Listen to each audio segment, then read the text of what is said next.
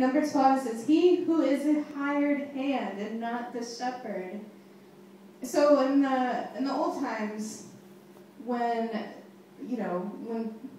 we had sheep and shepherds and everything, and we still do, but in the old times, they actually had other people besides the shepherd looking over the flock. They weren't owner of the sheep. They just looked over the sheep while with the shepherd. But when the shepherd wasn't there, it really wasn't the responsibility of the hired hand to take care of the sheep. It was, but it wasn't. He had no responsibility for the sheep. Nothing. And he was kind of like, he was paid to just look over the sheep, but at the same time, he was an owner. He didn't take ownership of the sheep. He didn't love the sheep the way the shepherd did.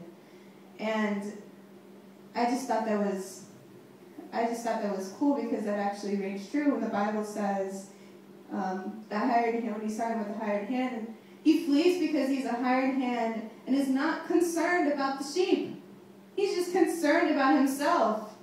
He's just concerned about himself. So how many times do you maybe put your trust into someone else, but they're really not concerned about you in your life? They're just concerned about why they're there and what they can get out of it.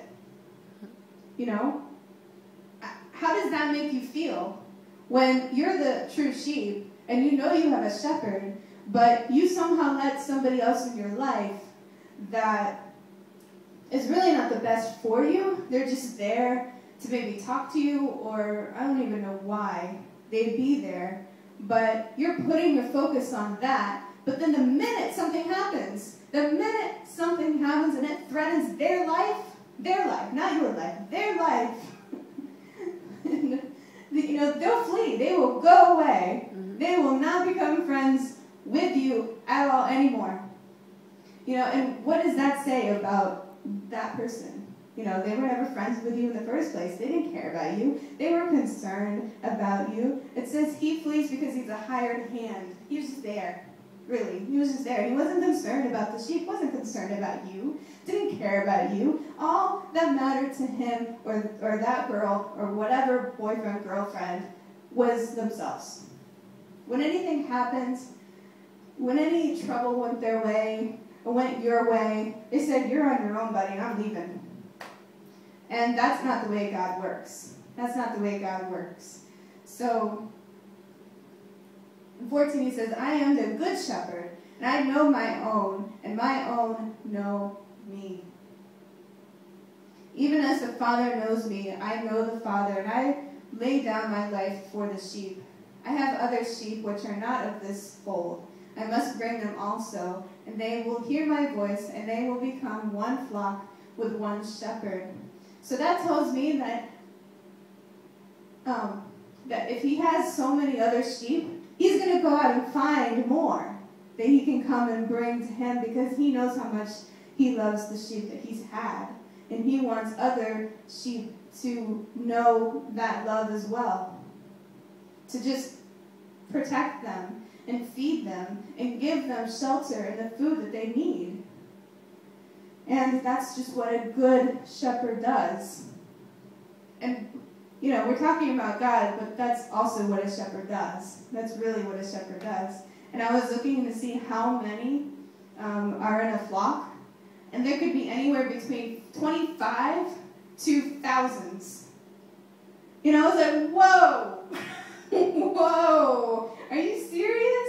I don't know if you've ever seen a TV show or one of those shows where you see a flock of sheep. There are tons of them. Tons of them. And it says in here that he knows each one of them by name. Each one of them by name.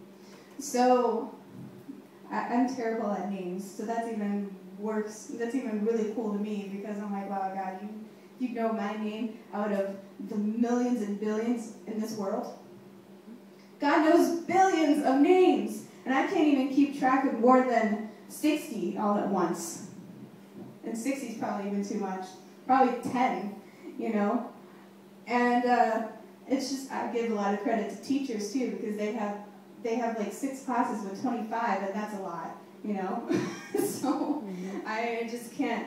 I really give a lot of credit to somebody who can remember names, and I'm trying to get really good at names and just focusing on that person for a little bit before like, okay, bye.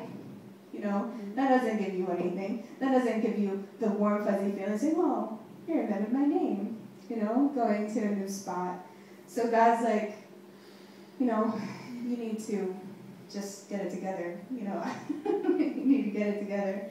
So, in 17 it says, for this reason the Father loves me, because I lay down my life so that I may take it again. No one has taken it away from me, but I lay down on my own initiative. I have authority to lay it down, and I have authority to take it up again. This commandment I received from my Father. So, it says, he wants to. It says, for his own, he will lay it down on my own initiative. No one has taken it away from me, but laid it down on my own initiative. I have authority to lay it down, and I have authority to take it up again.